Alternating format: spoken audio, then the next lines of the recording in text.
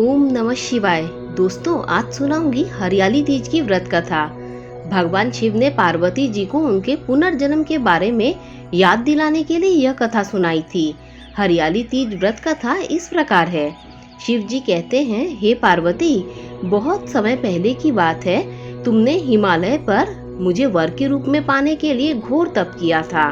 इस दौरान तुमने अन्न जल त्याग कर सूखे पत्ते चबाकर दिन व्यतीत किए थे।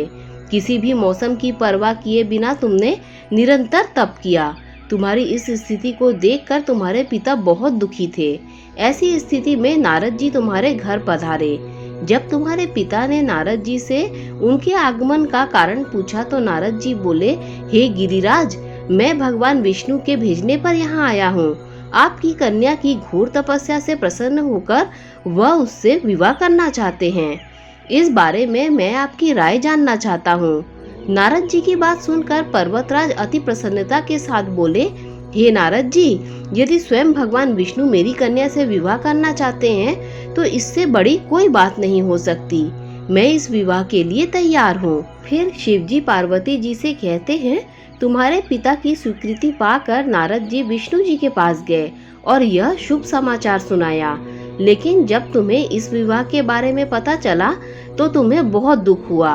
तुम मुझे यानी कि कैलाशपति शिव को मन से अपना पति मान चुकी थी। तुमने अपने व्याकुल मन की बात अपनी सहेली को बताई।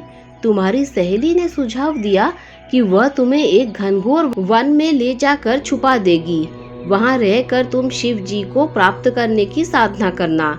इसके बाद तुम्हारे पिता तुम्हें घर में न पाकर बड़े चिंतित और दुखी हुए। वह सोचने लगे कि यदि विष्णु जी बारात लेकर आ गए और तुम घर पर न मिली तो क्या होगा।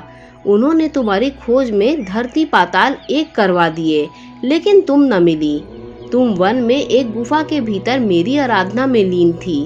भाद्रपद तृतीय शुक्ल को तुमने रेत से एक शिवलिंग का निर्माण कर मेरी आराधना की, जिससे प्रसन्न होकर मैंने तुम्हारी मनोकामना पूर्ण की।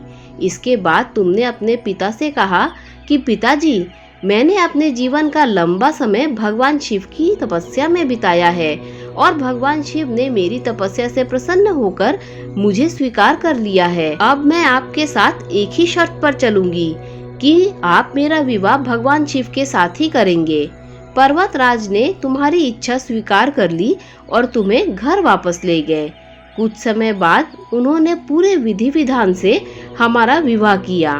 भगवान शिव ने इसके बाद कहा, हे पार्वती, तृतीया को तुमने मेरी आराधना करके जो व्रत किया था उसी के परिणाम स्वरूप हम दोनों का विवाह संभव हो सका। इस व्रत का महत्व यह है कि मैं इस व्रत को पूर्ण निष्ठा से करने वाली प्रत्येक स्त्री को मनवांछित फल देता हूँ। भगवान शिव ने पार्वती जी से कहा कि इस व्रत को जो कोई भी स्त्री पूर्ण श्रद्धा से करेगी उसे तुम्हारी तरह अचल सुहाग प्राप्त होगा। दोस्तों, अगर आपको ये कथा अच्छी लगी हो तो लाइक, शेयर, सब्सक्राइब कीजिए। Thanks for watching this video.